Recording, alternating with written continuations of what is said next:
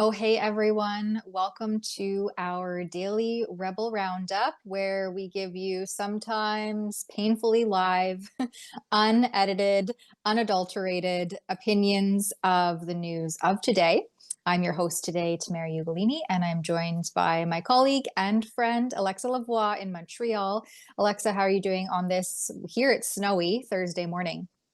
It's not snowy here, thanks God, but I'm good. I hope you're good too. Yeah, other than the snow, it was a little bit treacherous out there this morning. You know, we have this influx of unlicensed, untrained drivers, especially transport hmm truck drivers in this country. And a lot of them end up in the GTA along the 401 corridor. And so it's always a little bit treacherous and nerve wracking heading out there onto the roads in the snow because you're never quite sure what you're going to get with the transport trucks around you, if they're trained appropriately to drive in this weather, if their trucks are maintained appropriately, or what kind of corners they're cutting out there on the road. So that aspect, as we head into yet another Canadian winter, always has me just a little bit more cautious than I normally would be on the road. But anyway, all of that aside, welcome, as I said, to our daily Rebel Roundup live stream, where we dissect and give you the most newsiest items of the day, painfully live sometimes. So bear with us if we have any glitches or internet connectivity issues. But a fun way for you at home to get involved with our stream and support our work is through what is called on YouTube a super chat, or if you're joining us after we're live, a super thanks. And on Rumble, it's called a Rumble rant. So depending on which platform you prefer, you can give us a $5 or more monetary donation, and we will have your comment or your tip or whatever your heart's desire read on air on a broader platform. And so if you want to partake in this live stream, I would suggest that you utilize that little space there to get your point across on a broader platform with a wider audience. And of course, we always appreciate our supporters and their contributions to our work, because without all of you, our work wouldn't be possible. And so that's always very humbling to remember. And we so appreciate getting the public involved. We don't force you to pay us through relentless taxation. We give you the option and the opportunity if you so please. So we really appreciate if you take advantage of that. I know last week, Alexa, we had some French comments and then you were able to read them in French. And I love that because obviously, as somebody who sadly doesn't speak our second language, or one of our first official languages, rather, it's always fun to hear you kind of in your natural element speaking the language that's most fluent to you, which is en français. So thank you for that. And I probably even butchered that. No, it was great. Thanks, Alexa. Okay, so today we're going to chat about Canadian healthcare basically spiraling out of control. I mean, that's been the way for the last few years, but nothing's being done to remedy it, and it just continues to kind of free fall.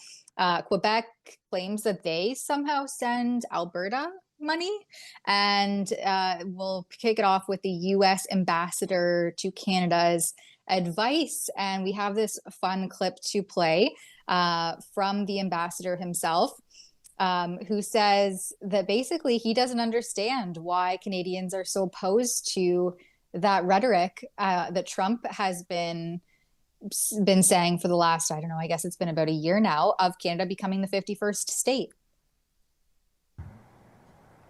Here, I'll just get myself in trouble. No, now. okay, Okay, go ahead. I'll go somewhere else. But let me tell you, I mean, I go around the country and people will say, Pete, you just don't understand why we're so mad about the 51st state. It's kind of like, yeah, you're right, I don't. Okay? Well, and then I read, all I can say is to my Canadian friends is, you don't understand, because I read the media and I listen to other discussions, the president got mad about an ad. Well, I've been in this business for a while, and I know people who've been in it longer than I have. And I asked them, okay, the ad that was run by the government of Canada. Oh, that's not the government of Canada, it's Ontario. It's kind of like, I'm sorry, we don't go through that, slicing and dicing. And, it's kind of like, no one can ever remember a like circumstance where a foreign government came into the United States and they were talking about $54 million of ads, American dollars, so real money. Just a joke, okay. just a joke. Okay, lighten up. That's the quote they're going to remember. Yeah, that's going to get me into trouble. But targeting the President of the United States and his policies 10 days before an election and a couple of weeks before a Supreme Court case would be heard in front of the Supreme Court. I'm sorry, that does not happen in the United States of America. You do not come into America and start running political ads, government-funded political ads, and expect that there will be no it's the government coming in again and control. And expect that there will be no consequences. Anyway, I think we get it. We get his remarks there, and of course, he's referring to that ad the Premier Doug Ford put out, targeting and which really sought to influence the perceptions of U.S. Citizens in regards to the tariff war. And so I think he said 53 million US. It worked out to be something like 75 or upwards million Canadian that the Ontario government spent on this ad that sliced and diced previous president address by then U.S. President Ronald Reagan, and really tampered with and kind of skewed his words in, I believe it was a 1987 address on tariffs, and specifically when it came to, at that time, tariffs and trade issues that the U.S. was having with Japan. And Ford took a lot of heat. I mean, a lot less than I say was warranted, but he did take heat for that because he is not our ambassador. He's not our minister. He's not a part of the federal government who's responsible for things like trade negotiations or international affairs. He was really meddling in foreign policy, and then by extension, the affairs of the US government with those ads. And that resulted in an immediate halt and squash of any trade negotiations between US President Trump and Prime Minister Mark Carney. And Carney even had to go and apologize to Trump about that. And it didn't obviously mend that relationship because talks have not been reinstated or ensued since. So yeah, Doug Ford, it's he's meddling in foreign affairs when he should just stay in his lane. And that's been kind of a continual issue with Ford, who said right as these trade talks were kicking off, which I would say ultimately they actually kicked off almost a year and a half ago. Like Trump campaigned on stopping the flow of illicit drugs across the border, curbing human trafficking, and securing the US borders and putting America first. He's literally campaigned on an American first platform. And now he is taking strides to do exactly what he campaigned on. And our Ontario government and Premier Ford and recently elected Prime Minister Mark Carney are acting surprised that he's taking these measures instead of having taken a year plus to adequately prepare for them. It's just absolute bizarro world craziness. And I think that very easily we could have seen this coming and prepared appropriately. But once again, Canada's caught with its pants down because I don't know what they think. They think that they can just posture and everything will work out in the end. And we're seeing it play out in real time that that's not happening anymore. And for the people who are here in Canada and they say, oh, he's overreacting, talking about Trump regarding those ads, just do the reverse situation where Donald Trump will have put lots of ads in Canada for us to become the 51st state for a moment, and how you will have reacted to it. So it's the same thing. You don't interfere in another country. You can go to TV show, you can go to speak with some journalists, but you don't pay ads that you put everywhere across Democrats. I think it was in the Democrats states mainly. You don't do that simply. But what I think why he did that, Doug Ford, we all know that he's aspiring to be maybe the next leader for the Conservative Party. He just wants to show that he can handle things by himself, that he can actually like solve the situation without having to ask nobody else. He said, I think I can actually handle it. And I think it's a little bit how he think it will work, but it didn't work how he wanted everything to work. Everything that Doug Ford has done so far has backfired spectacularly on him, and subsequently Ontario, and subsequently Canada as a whole. Like, he has not helped in any way, shape, or form rein any of this in. In fact, he lit a fire under Donald Trump. I don't remember, way back. I think this was in maybe November of last year, or perhaps it wasn't until closer to March.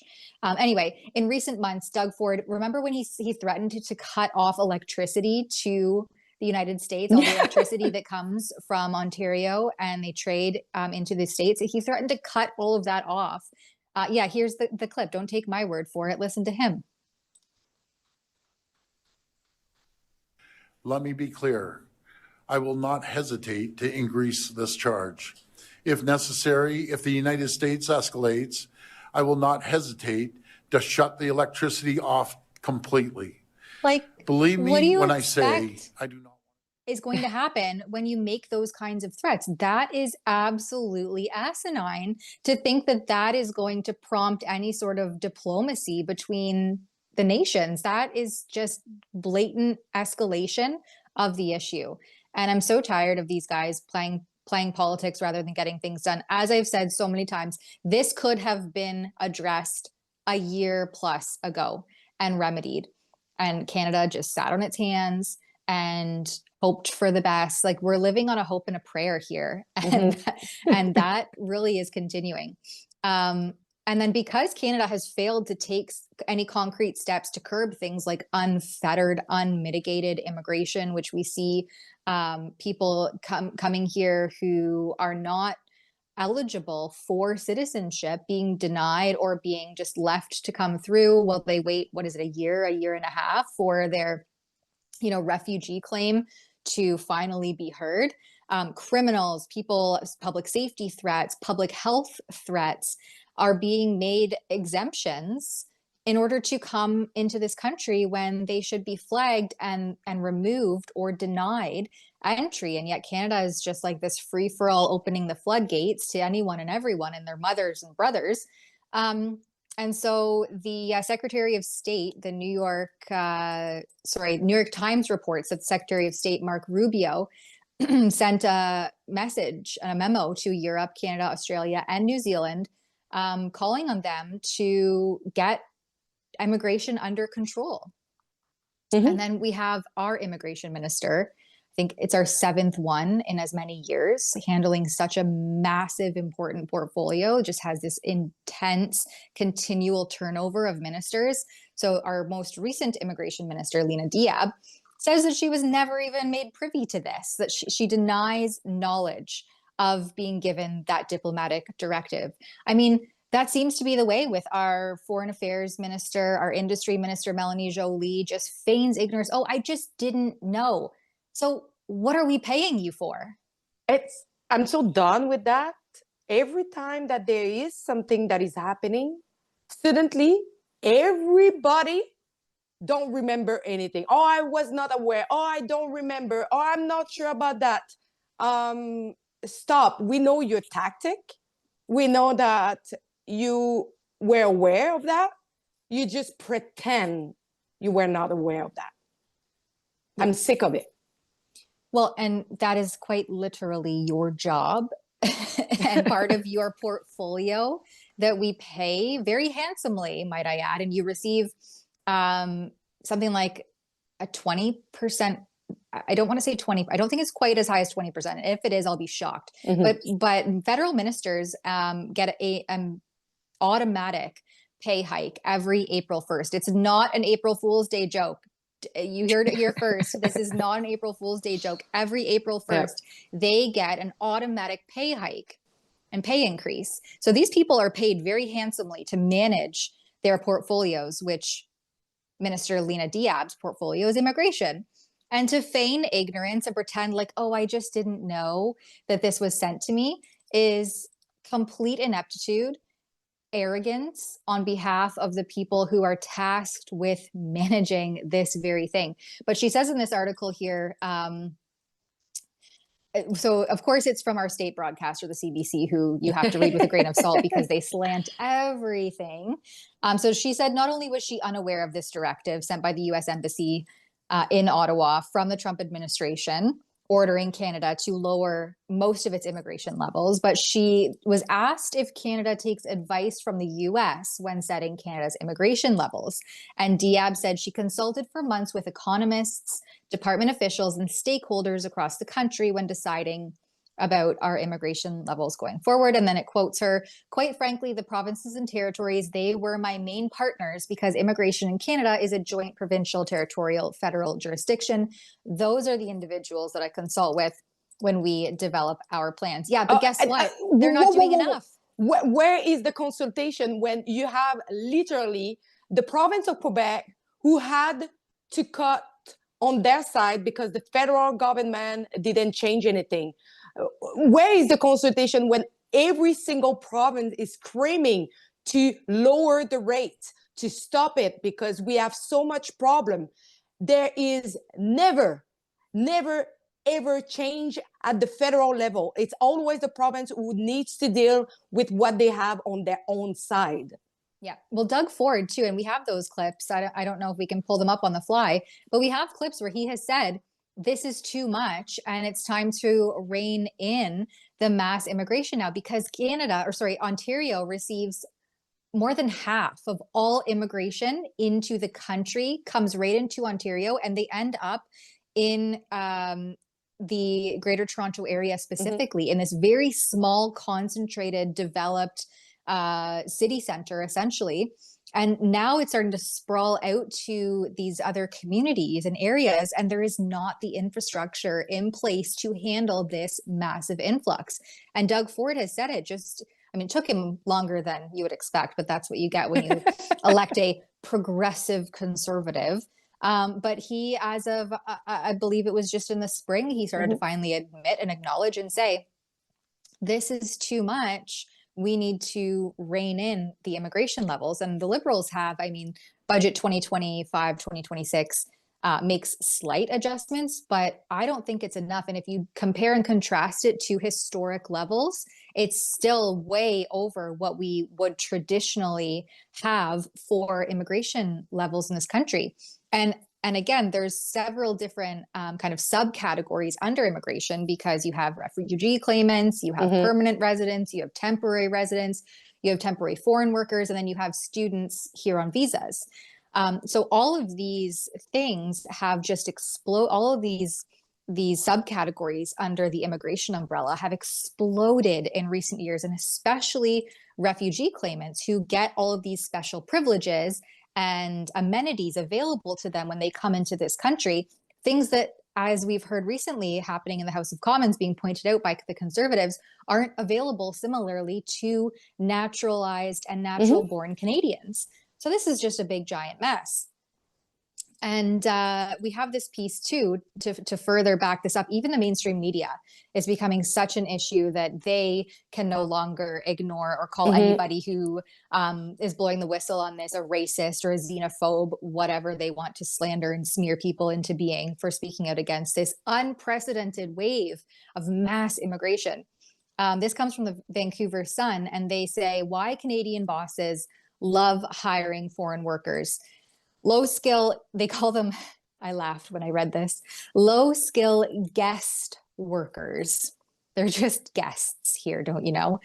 We have to treat them with the utmost respect because but the problem they're guests. They are not guests because they always end up to stay and not being temporary. They turn to be permanent. And in the article, they point out that the temporary foreigner the total is 7.6% of our population. It's massive. That's way more than I thought. Yeah. Oh, it's bad. But they say here, I just want to read the subheading because they say low skill guest workers toil longer hours with fewer absences for less pay than Canadian domestic workers, which means wages go down for everyone, says a peer-reviewed study. And so there's this new study, but guess what? There's also a 2021 parliamentary report that I've reported on several times. I keep sourcing it back to it in multiple reports that I've done since I first found it that highlighted all of these issues and wage reduction and exploitation of temporary foreign workers, right? Because there are temporary foreign workers who are coming here to scam and scheme the system, but there are also temporary foreign workers who are coming here who are being scammed and schemed themselves. And that has been well documented and well known by the federal government since at least 2021. I think it was the UN called basically the Canada's temporary foreign worker program like a slave labor. But it's exactly what they are saying in this article. They say that, because they work for longer hours, they are not missing really time on the job and they cost less.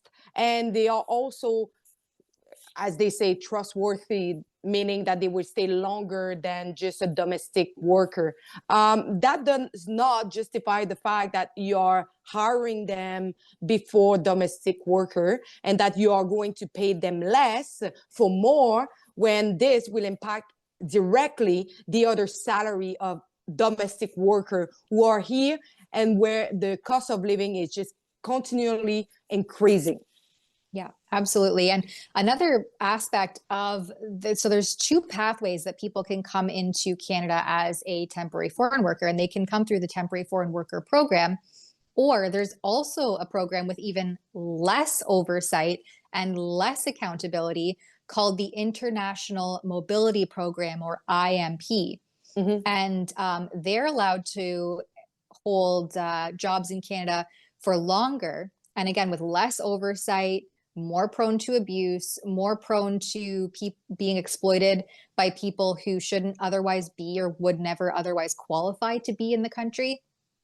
So again, there's all these, it's a multi-pronged and multifaceted issue, all under the umbrella of immigration. And that is what the US is saying, guys, look what's happening in Canada because it's a pretty big mess. And if the government isn't going to listen to the people who have been sounding the alarm on this for several years, calling us xenophobes and racists, well, then we're going to start to say, hey, Canada, we're going to implement things like tariffs and trade stipulations until you get your country secure and under control, because it is inherently trickling over the border and becoming a problem also for the United States. So US President Donald Trump, who campaigned on America First, is saying this doesn't put America first, and we're going to take concrete steps and actions to put America first. And that involves making sure Canada secures its borders because they're coming over into our country. So this is such basic logical stuff. I don't know why people get so confused that this is as though it's coming out of left field. It's not. And it's the fact also that people are, as you say, they are abusing of that program because there is some institution that are fake institution who are actually bringing temporary worker. They are fake. So when they are in the country, they turn themselves as refugee. Then there is some people who disappear in the nature that we don't know where they are. Some of them, they are just crossing the other side in the US. So as of right now, Canada is just like a place where people can abuse in all ways to just come here. Imagine some people who are over there in the country and they face real persecution and they fill legally their paper and they still wait for coming here. And they see that all the people are coming here illegally and they are bypassing this. And it would take more time for some people who are really in need to come here. So we probably need to rethink of our value. Are we really going to help the people who are really in need, who are facing persecution, or we are going to just agree with some illegals who are just breaking the law, coming here in our country, and then, oh, it's okay, we reward you with everything, with healthcare system, with all free services. It's fine, just break the law. There is no deterrence for those people for not coming here illegally. Yeah, you can't expect someone who came here illegally to all of a sudden like uphold our rules and laws once they actually get to the country. And that's what's happening with the exploitation and the fraud encompassing the international student visa program. We've seen, it's been reported, been in the mainstream news. We've reported on it, that many of these international students and their visas were, not done the proper way. And it's just used as a pathway access to gain entry into the country. And this piece comes from the Globe and Mail, where they say thousands of former international students' visas will expire soon.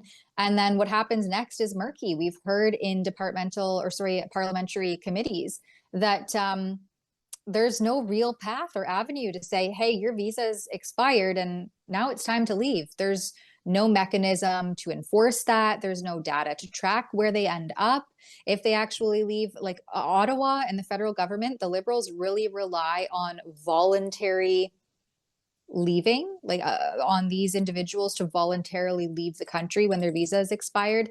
And then the CBSA has lost track of somewhere, upwards of 500,000 people who are due for deportation.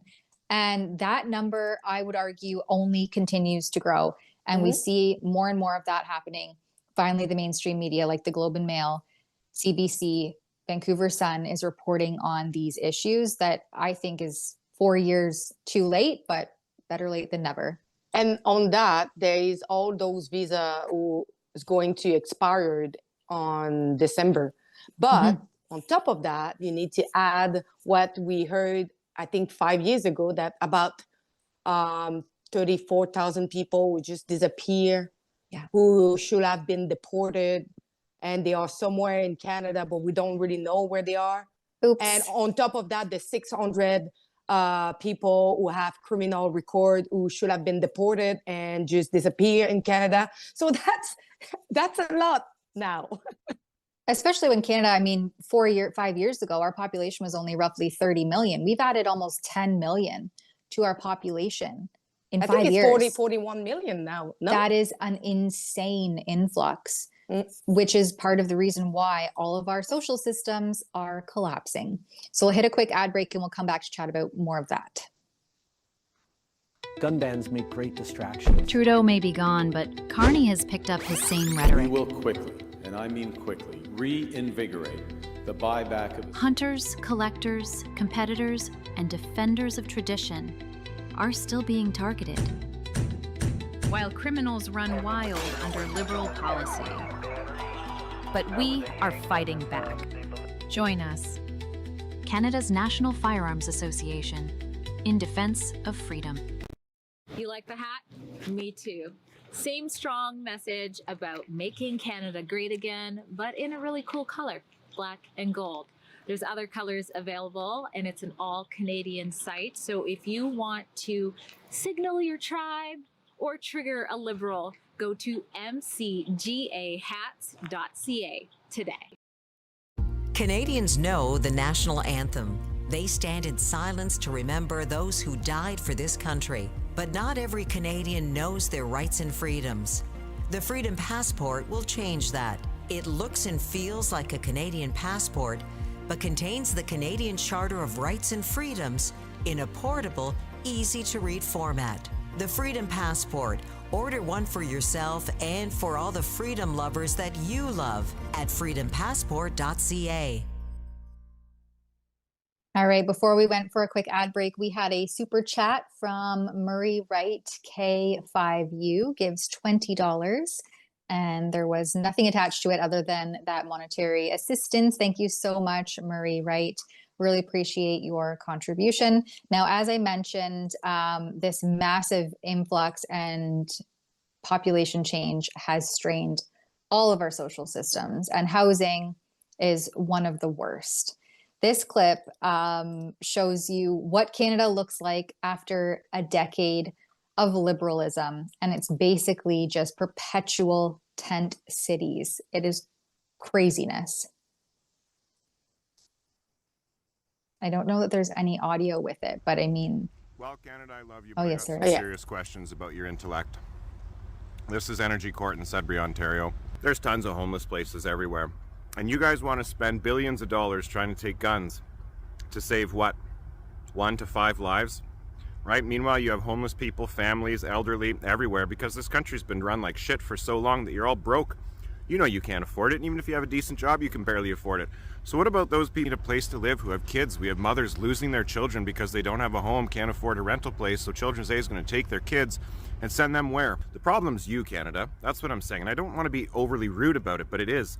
You're not making good choices, and you're making shitty votes because you sit in your house or wherever you're protected, and you don't have to face the hard facts. The truth is, this country's being run like shit, and you're voting to make shitty decisions. So get your heads out of your ass, people, and start voting for the right things and stop wasting money on stupid shit like rainbows and guns. People need food and housing. They're called needs, not wants. Yeah. And you know, this situation is about the same thing in Montreal. There is some area that is just tents everywhere. And you look at those tents and they are not going to remove those tents because, as you know, in Montreal, the Antifa and the far left are really powerful and violent. So if you are going and remove those tents, they will show up and they will probably clash with the police. But the thing is, if you let those people sleeping in the tents, you will find them dead, frozen to death. So you're not helping them. The thing is, what we are seeing is like when we saw the government trying to remove and to take the legal guns, when they legalized, decriminalized the hard drugs, when we saw that they opened our border and that the cost of living just skyrocket, do you really think that they were doing this for our good? Well, and it caused a major mental health crisis. Yeah. Heightened by the forced social isolation and public health response of the COVID-19 pandemic. This forced people inside. Alcoholism, opioid use, drug addiction, all of these things skyrocketed during the mandated stay-at-home orders and forced business closures that destroyed people's livelihoods. So this crisis, I would say, is just one of many shadow pandemics caused by public health under the guise of protecting everyone and stopping the spread, and 2 weeks to flatten the curve that turned into rolling restrictions for the better part of 2 years, some of which persist and continue to this day, like the forced isolation of elderly in long-term care homes, for instance. But this issue has just been exacerbated by government policy and pandemic response that was, all for one and none for all, because it didn't factor in, things like mental health, economic health, social health, children in schools and their mental health, being, able to be in an environment with other children, with their peers, with teachers. So this is devastation that is directly caused by government response and policy. And it's only getting worse, not any better, because again, we're just seeing the same old, and all of the Brookfield bros like Mark Carney, they continue to get rich. They continue to propose policy that pats their backs and lines their pockets. And then the everyday Canadian who, maybe lost their business and was forced isolated and terrified to wit's end, right? There are people who became hypochondriacs throughout COVID who will never come back from that level of psychological operation and fear mongering to live in a normal, healthy societal manner. There are people still masking, still washing their groceries, still forcing others to mask up and wear PPE and get vaccinated up to their wherever, to visit, their newborn babies, for instance. There are people who will never come back from this. And you can see in these tent cities, a lot of them, sadly, are young males. The opioid crisis specifically has targeted and caused issues in and among the demographic of young men. Mm-hmm. And that is really sad to see. And there's a mental health crisis and there's an opioid crisis that continues to proliferate unabated. Meanwhile, mm-hmm. you have tens of thousands of Canadians. This report just came out yesterday, it was reported on yesterday by CTV News, where you have tens of thousands of Canadians who died waiting for medical care last year alone. So this is kind of like it's probably all in Quebec. Yeah, or Ontario. This is like medical assistance in dying, except you actually wanted to live and your medical system is just collapsing because of the influx of population growth we've seen in recent years, coupled with the influx of mental health crises, opioid addiction, and other health issues that, I don't want to say that necessarily like the novel thing that was coerced onto everyone and their child up until their elderly aging grandparent. What kind of health effects does that thing have on the greater population? So these numbers are absolutely crazy in supposed to be a first world country with world-class healthcare, right? Canada's socialized healthcare system mm-hmm. has been a talking point for generations as the world-class leading cutting edge place to be for healthcare. And yet we have thousands, tens of thousands of Canadians dying on wait lists thanks to our world-class healthcare system. And this is so ironic because during the COVID-19, they were saying to you, you really need to get vax. Why? Because it's for your health. It's to protect the population. And when it comes to when you're really, really, really sick, you have no services. You are left by yourself in the emergency room for hours until you're suffering too much that you are asking for maids. In Quebec, maids is the champion. Our system is so broken. This year, it would be $64 billion that we are injecting in this healthcare system that is just not working. There is so many people. Just as right now, I'm actually speaking with a father of two, and he's just watching his wife dying. And every time they are showing up at the hospital, they are signing vacancy and they just say, you need to live. We can't do more for her. But she is literally dying. Now it's just bone. She lost so much weight. Her skin is falling apart and there is no help. Mm-hmm. And that mother, she's literally younger than me. Can you imagine that? It's terrible. It's terrible.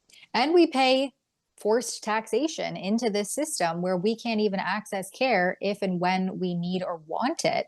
And instead of being able to save a nest egg to, maybe go to another country like the United States, like Mexico, where you can pay to get great quality care immediately, mm-hmm.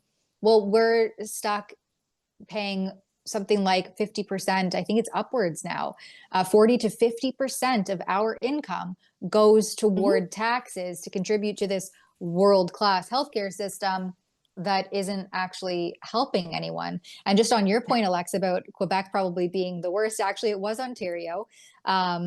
So Ontario was recorded to be the highest number of waitlist deaths at 10,634. Including more than 9,100 diagnostic scan deaths where patients died before even reaching the point of receiving or being scheduled for surgery.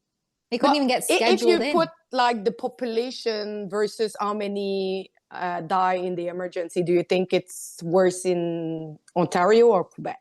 Well, then they said Quebec was second with 6,290 waitlist deaths, while BC followed with 4,620. And then the smaller provinces also saw a number of deaths. It's funny, And huh? It's everywhere where Mark Carney kind of like got elected. Ontario's cardiac data alone showed 355 deaths among patients waiting for heart procedures. So, we had something in recent years that damaged people's hearts at a level that we had never even seen, with things like myocarditis and pericarditis. I didn't know what those things were prior to 2021. And really rare disease. Really rare diseases. Common, just commonplace. Like there is an increase of really rare diseases that we never heard of that before. There is an increase of that, especially with the skin. Have you seen that? Like with the skin? Yeah, there is sepsis. Yes, there is a lot of people who have like skin diseases. Yeah. And then the report also goes on to contrast this with the funding, because funding isn't an issue. At $244 billion with a B, public healthcare spending from 2024 to 2025 reached a historic high, with per capita spending tripling to $5,943 from the mid-1990s. Canada also remains one of the world's top healthcare spenders. Wow. Well, we have tens of thousands of people dying on wait lists, with a portion of them in Ontario not even able to get onto the wait list. They're just like in perpetual, we'll call you with a time sometime soon, so hang tight and hope you don't deteriorate while you wait. This is craziness. And what I found, I did a report on it about a month or maybe more ago, that the only people or industry that benefits from any of this is actually big pharma. Because the longer you wait, the worse your condition gets and the more medication you need to manage it. And so this isn't helping the average Canadian. This isn't helping anyone except for lining the pockets of the trillion-dollar industry, the pharmaceuticals. And most of the time, I don't know if you saw, but they are treating the symptom, but not what it is exactly. Exactly with the story of this father, his wife is being treated with medication to help with the symptom, but not with the disease. Yeah, pharma is just a Band-Aid solution. And there's a time and a place. Don't get me wrong. I think there's a time and a place to manage infection and manage pain. But obviously, this system is set up to profit the pharmaceutical industry and not actually achieve real health. And that is evidenced just yesterday, where CBC reported that in Winnipeg, a daughter is sounding the alarm after her mother died following more than a 30-hour wait for care. 82-year-old Genevieve Price's death is being investigated as a critical incident, said the Winnipeg Health Authority, because she died waiting more than 30 hours just to receive care. She said her hand, she had a swollen hand, and she went to a minor injury clinic for care last week. They gave her IV antibiotics, and they said that she required more intensive care. Her daughter is a nurse, so she then brought her to the hospital, and then she was put on a stretcher in a hallway, and she waited there until she died. Oh my God. Sorry, no, she was transferred to another hospital where she waited before she died. This is absolutely terrible. Absolutely terrible. And her daughter's a nurse. So this is someone who's familiar with the healthcare system and can adequately and appropriately advocate on behalf of her 82-year-old mother, who still died waiting for care at the hands in a hospital on a bed. This is the world-class healthcare system that receives, what did I say, $244 billion of funding every year. And by the way, I literally experienced it with my mother, who was waiting for a new hips. And she had to wait for about 3 years when she was not even able to walk anymore. She was in pain. She wasn't able to sleep anymore. And at one point, she was looking at MAID because it was just too long. And if you go to the private clinic, obviously it's really expensive. And if you don't have like the money for it, like it's not everybody who can go to the private clinic, but Mark Carney would be able to go. All our politicians would be able to go because they have the money. during this time, they look at us. They don't want to do any reform. They don't want to change anything in our healthcare system when they know that it's not working, and we just continue to pay for no service. Forced payment. Forced payment, yeah. I call taxation forced payment. Yeah. Alex Greer gives us $1.39 and then another $2.79. Thanks, Alex. He says, thanks, Tamara. Merci, Alexa. Oh, thank you very much. I don't know. Do we want to hit an ad break before we come back to some of the breaking news coming out of Alberta and the pipeline stuff, or should we just get right into it? Yeah, we'll just push through. So we have this video here where Mark Carney and Premier of Alberta, Danielle Smith, have signed a MOU, a Memorandum of Understanding, which will hopefully create the conditions for Alberta to get a new pipeline to the British Columbia coast. Now, of course, much of this hinges on their approval. So we'll see, David Eby, balls in your court. But here's a video of them signing that agreement just today. Tell me if you notice anything funny. The way we've done this before, Doug, is sign and then look up. Okay, you want to sign and look up? Yeah. They won't be able to tell if it's just a photo. It doesn't look true.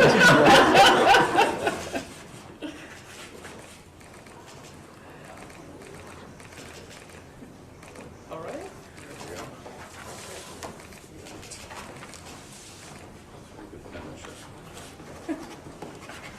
Lost art. Thanks.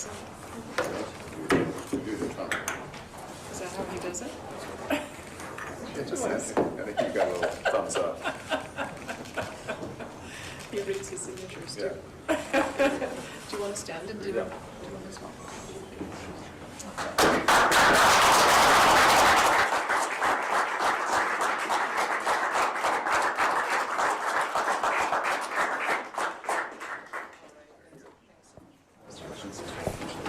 I don't know if anyone else heard that, but he said we should do it like Trump, or make sure we look something about Trump, and referring to the way that he signs documents in the White House and has photo ops. And it's just another indication of how much Carney is looking up to Big Brother. He can't resist just getting those Trump jabs in, or trying to be like Trump, even when he's signing a deal that is Canada specific. And you saw how, like, was I, do I do it? How I do it? Like, it was like looking at Danielle Smith paper, and it was like, now, when? I was like, you are the prime minister, just do it. Like, he doesn't act as a prime minister at all. Danielle Smith really led the way on that. Like, she once again was embodying the aura and the energy of a real leader. She was leading that signature, the photo op. It was her doing that was showing Carney how to do it, and he had to make jokes and try to be funny about some sort of like half mocking President Trump for the way that he signs agreements and does things, because Carney doesn't know how to do those things. And it was, I mean, it was really embarrassing to watch, but it just shows you more and more of who Carney is as a person. I'm just happy he didn't speak in French, because it's just horrible when he speaks French. It's just everybody in Quebec, we are just like, that's not French. Yeah, but hopefully this will open up those avenues for economic growth that Canada so desperately needs in wake of things like tariffs and the stagnation that has hit our nation over the last 10 years of liberal ruin. So we'll see. It looked like Danielle Smith was happy with it. I know that Ezra and Sheila were both there during the press release. And so I know that we have a question, or Ezra got a question in about this. And so I think it's a lengthy one. I think it runs about 6 minutes. So there will be a full report out featuring Ezra's question. And I believe Sheila got one into Premier Smith as well. Hers are a little bit shorter. Maybe we can just hit one of Sheila's, her first question to Premier Smith, and whether or not BC will have veto power over this MOU. Sheila Gunn-Reid with Rebel News. Just staying on the topic of British Columbia, the Prime Minister has said in the House of Commons just 2 days ago, we believe the government of British Columbia has to agree. Now, just now, after he left the signing with you, his press release says these projects will only be built in consultation and partnership with Indigenous rights holders and British Columbia. So what is the real strength of this MOU when you have a partner who keeps giving veto to British Columbia? Well, you'll see in the agreement there's no mention of veto. I think that there obviously has to be trilateral discussions with British Columbia to find areas of common ground, and I think we will. And there's also clearly going to have to be a formal consultation process with Indigenous bands, and we're prepared to do all of that. What I have seen is that there have been a number of projects in British Columbia that may have started off with a lot of opposition that over time got a lot of enthusiasm. Look at all of the LNG projects down the coast. Look at Coastal GasLink. Look at the opportunity now for additional LNG projects. Look at even the Premier of British Columbia talking about expanding TMX. That was not the conversation that was happening 5 or 6 years ago. So I would say that some of it is in the proving. You have to prove that you're listening, prove that you are being genuine in the consultation, genuine in addressing the environmental and other issues that are raised. And that's what we intend to do. We intend to be involved every step of the way to make sure that we're able to bring people on board with this. But it's a process. We know it. This is the first stage of it. But having the Prime Minister agree in principle that getting 1 million additional barrels to Asian markets is a good thing for us and for Canada, I think that's a major milestone. Now, yeah, and then Sheila's second question was basically about whether or not British Columbia or the province or these Indigenous land use advocates or the bands themselves will block the pipeline despite this MOU. And so I won't get into all that, but we'll have full reports, and the clips are on the Rebel News X account for anybody who wants to go check them out and stay tuned into this story.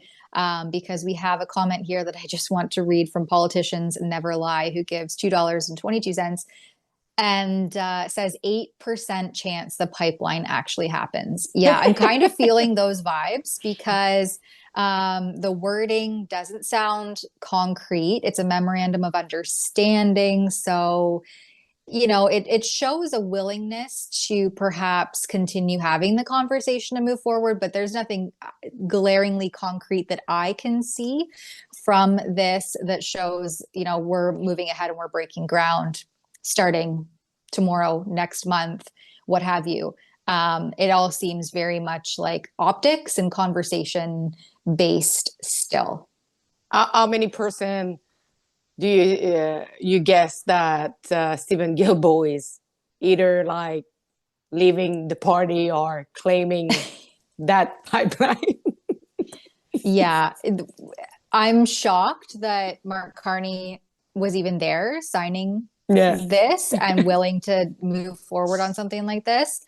So we'll see. That in and of itself is perhaps a step in the right direction, but I don't see this actually breaking ground or perhaps coming to fruition anytime soon. Okay, Alexa, do we have anything else? We should probably just touch on, and I know we may go over a few minutes, your report on the masked Antifa individuals who were aggressive with you and Guillaume, your videographer, last weekend. And that report just came out. I think it was on Tuesday. And we're hoping to identify some of the one guy in particular. Do you want to tell anybody who didn't watch that report a little bit about what happened there? Yeah, so as you know, in Quebec, we have the highest population of Antifa, I would say, across Canada. We used to have, like, you know, Montreal anti-fascist, Quebec anti-fascist, and all from a different city. There is always a group. But there is a new one that's called the Anti-Fascist New Front. And they decided to take to the street to protest against the rise of far right in Quebec and fascism. So I was kind of curious to see what they have to say, since conservatism was actually brought in their paper more often than far right. So I was like, do conservatism for them is actually far right? So I went over there with 4 security guard, and as soon as I arrived there, first of all, I just asked a woman for a pamphlet, and she said, "I need to signal your presence." I was like, "Okay, calm down, please." And then the police arrived, 4 of them, to say to me that I'm going to be arrested if I'm going towards the protest. And I was like, "Okay, but I'm here for doing my job as journalist." As usual, the SPVM is violating the freedom of the press. They don't care. And same if they know they don't have the rights to remove someone or a journalist just because it will make their job harder, that doesn't justify the fact that they are threatening me of arrest. So finally, as I say, I comply. Same if they don't have the rights to do so. I didn't want to be arrested for nothing, so I tried to do my job from a little bit far away. But we will work to make sure that next time we can actually go in the protest, because this is not right. But it's not right to be arrested for nothing too. So I don't want to go as far as that. So well, the crazy thing is we can't even send you out in Montreal without 2 to 4 security guards now, because of the violent assaults that you and Guillaume will be subjected to if you simply try to cover and film and record the way that these people conduct themselves out in public on the very public streets of Montreal. It is absolutely insane. And so we do crowdfund now for Alexa's security, Alexa and Guillaume's security. And that report highlights exactly why that is so needed. And then one of the guys, did we show, did I miss it in the B-roll there? Maybe where we showed the face of that guy with the red hat. He had to show his face to the police officer because they, you know, made a report then against Guillaume when he tried to pull down the mask, which is so intimidating. These people come out, and sadly, COVID really normalized public mask wearing, including in places where previously you weren't allowed to cover your face, like banks. And so these people get away with it under the guise of, you know, like now we have this normalization of masking in public, but he had to identify himself in front of the police. So he pulled down his mask very briefly, and we caught that on camera. We didn't. He actually asked the police to go far away for us to not see it, but there were a protester filming nearby who actually published that video afterwards on TikTok.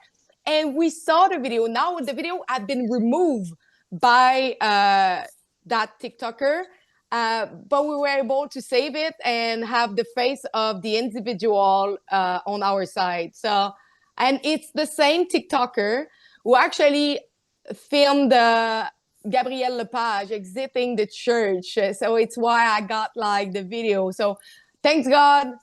Thanks for taking those images. So please continue to do so.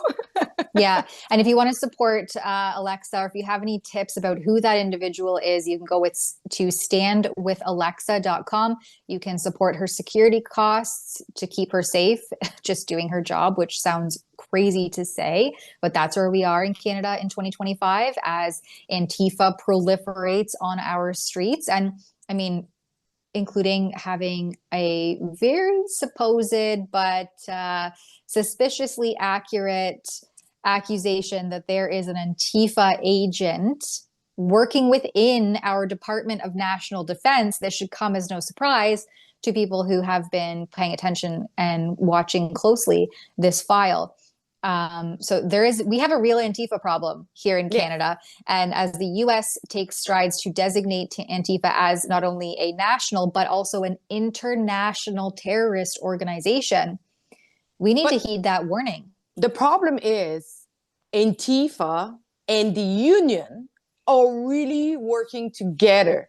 So the protest on Sunday, it was backed by the CSN, that is one of the big union in Quebec. And on Saturday, there would be also another union protest, this one really organized by the union, but back this time by the Antifa, who are actually posting their protests to ask for their members to show up and to support them. So we have this problem. The fact that the police is not acting when those people are committing assault, vandalism, or other criminal acts. But on Sunday, when I was reporting on the ground, there were two different protests happening in the same time. We had Montreal for Palestine, that is the anti-Israel protest, and we had this Antifa protest. And what I saw, it's there were some people from the Montreal for Palestine protester in the Antifa protest, and they were kind of interchanging their members. But a two men who was walking on the sidewalk, the other side of the street, really far away from us, they really spotted us. They spotted us, they watched us. Then the men made a phone call, and then they split, and then they went straight to us and pretending, that they just wanted to go to the other side of the street. That is not true. We have the 360. We saw everything that what you did. And then they got really violent because my security blocked them physically to get close to me and my camera person, Guillaume. And then they started following us, provoking us, and then they assaulted my camera person, Guillaume. And when Guillaume just tried to verify who he was, because he's fully masked, I just saw like two eyes like that. The man asked the police officer to press charge against Guillaume, took the complaint of this man, refused to see my video evidence that this man was actually the problem in that whole story, and he actually assaulted first. The police refused, they actually saw my video, refused to take the complaint of Guillaume, refused to say, oh, I saw the video, you were actually the one provoking and assaulting. No, they went ahead, arrested my colleagues, put him in the car. And when it came like that they were identifying the man in question that was pressing charge, when probably he heard that his information will become public, because it's what is happening when you press charge against someone, when you go to court, your information became then public, he withdrew his complaint against. And when I said to the officer, but we are going to press charge, we want to also fill a complaint. They say, but just go to the police station and fill a police report over there. I was like, so you're refusing my rights to fill a police report on the ground? And they just left. And then when we went to the police station, they say, oh, you need to contact the police officer in your case. We can't actually take your complaint. I was like, what is going on? Why is this happening? And when every time I'm getting assault in front of police officer, they never actually arrest the person in question who were assaulting me. And then they never took my complaint and always say to me, go to the police station and fill the police reports over there. So obviously the SPBN, the Montreal police, has something against us. Now it's blatant. You can see it. There is two-tier policing in our street.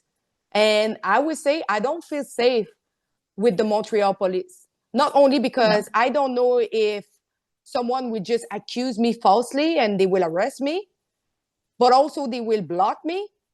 Same if I have like 4 security agents with me. It's becoming ridiculous. And if I'm getting attacked, they are not going to act. No, they're more keen on protecting the violent intimidators than they are on protecting your right to film them in public and expose for what they're doing. So yeah, what's happening in Montreal is total craziness. And I just want to hit our daily, if that wasn't cringy enough, by the way, for all of our viewers, I just want to hit our daily dose of cringe, which is a retweet from, or a repost from Ezra about this cartoon that Theo Moudakis, I don't even know who he is. That's how irrelevant this person is. He, I guess, is a cartoonist for, in this instance, he made one for the Toronto Star showing Carney walking away and Danielle Smith as a toddler playing with some pipeline puzzle pieces or building blocks. And it says, now that's what I call parenting. And then Ezra reposted it. And he says, feminism is a belief held by the left only when it suits them.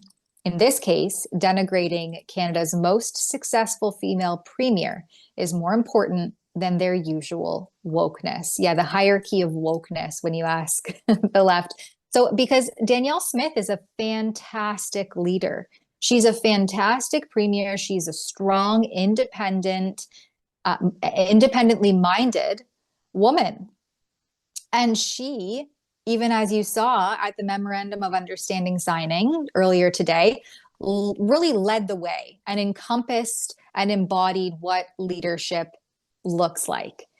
Well, Mark Carney just kind of followed along and tried to crack jokes and mock President Trump over something that didn't involve him whatsoever. Mm-hmm. And this is the kind of nonsense we get from the Toronto Star, from cartoonists who, you know, claim to be all about feminism. Well, here you have a strong, independent woman leading a province and in some instance leading a country. And you have her portrayed as some sort of toddler, paternalizing the fact that she wants to build more pipelines to unleash Canada's economic potential and our vast natural resources so that we can get out of this mess that the Liberals have created, as you saw earlier in the stream, just the rise of tent cities, our failing systems, our social safety nets are collapsing before our eyes. And this is the best cartoonist Theo, whatever his last name is, irrelevant, can come up with. No wonder the Canadian public is so thirsty for knowledge and is increasingly tuning out of the mainstream because this is the garbage and the cringe that they get from it. The reality of the left. Feminism is only worked when you're on the good side.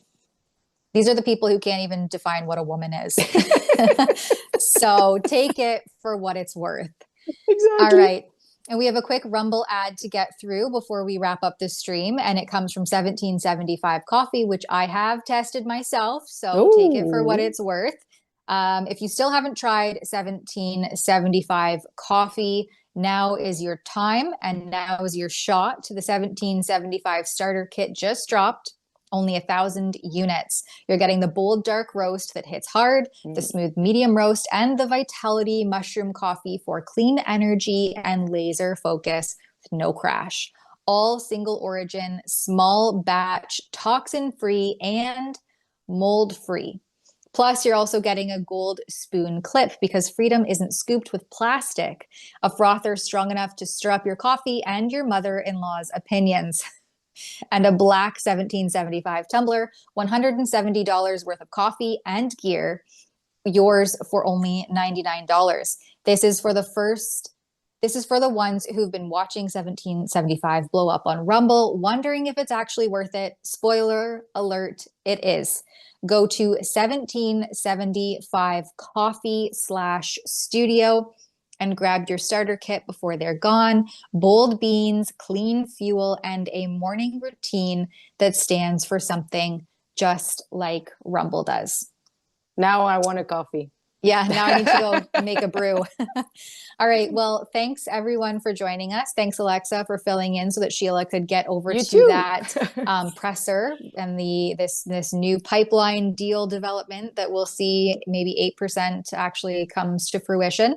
Thanks everybody behind the scenes who makes sure that you can find the links and get access to the stream. Thanks to everybody who gave us super chats or super thanks or wants to give us super thanks. If you're joining us after we've already ended the live stream, and we'll see you back here, same time and place, 1 to 2 p.m. Eastern for the round table discussion tomorrow on Friday ahead of the weekend. Until that time, stay safe and question everything. Oh. Hi, Premier Ezra Levant from Rebel News. The first deadline in the MOU, if I'm reading it right, is April, where the duty is on Alberta to jack up carbon taxes. And the last date in the MOU, if I'm reading it right, correct me if I'm not, is 2040. That's when this pipeline, that's sort of the end date. It can't be any later than that. In terms of building trust with the anti-oil liberals, they're asking Alberta to raise carbon taxes now for a promise of an oil pipeline years or even more than a decade in the future.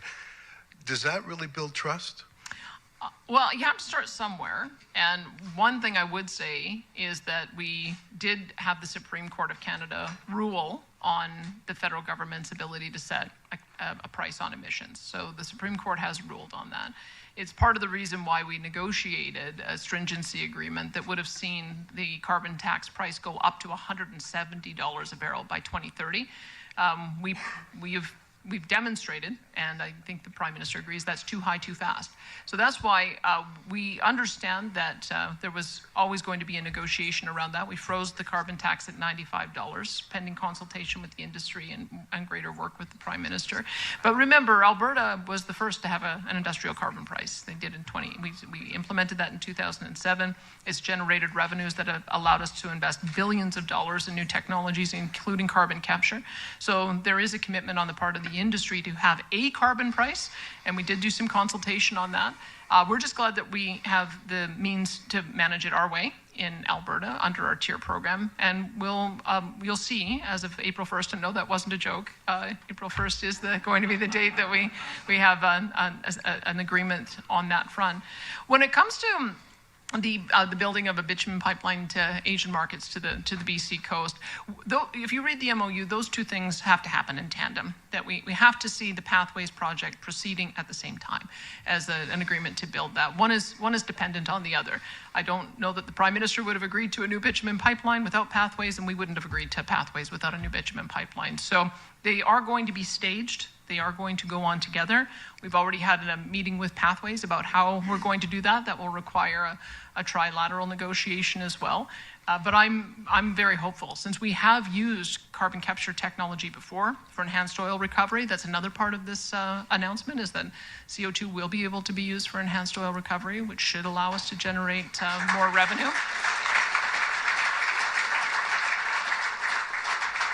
So I would say that you don't always get 100% of what you want, but we addressed 7 out of the 9 bad laws that I'd put on the table to, I think, what will be the satisfaction of Albertans. And I think that this will allow us to see some substantial investments.